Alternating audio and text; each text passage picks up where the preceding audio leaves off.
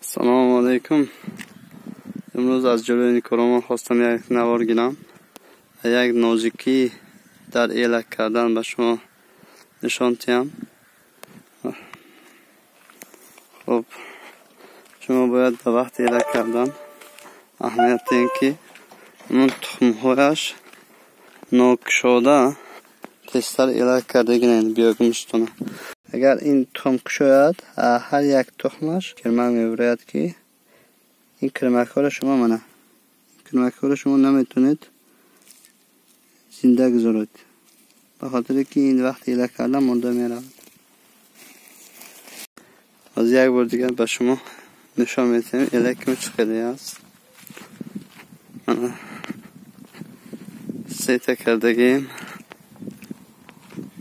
کارگارو قریب 10 روز میشد که هر روز ایلک دارد. امروز خدنای از دم گرفتن بچه ها مانده شدن.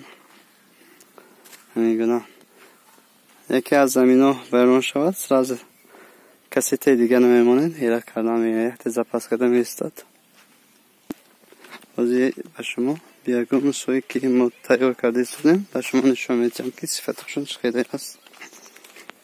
ما کفالات میتیم اگر استفاده کنید بیاگم شما را شما حاصل خوب گرفتن نتونید میتونید که پلاتون عبرت نگیرید.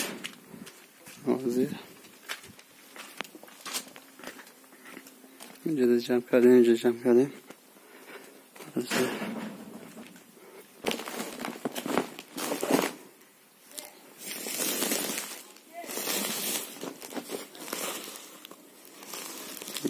بیاگم سوی ما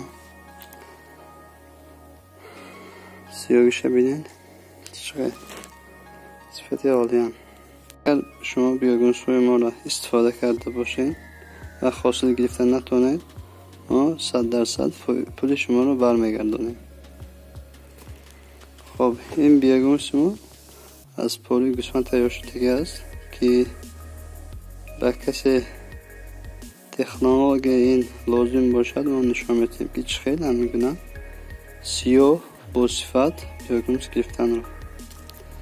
خب به همه موفقیت تنصیحاتی خانواده تا ویدیوی دیگر. خدا حافظ.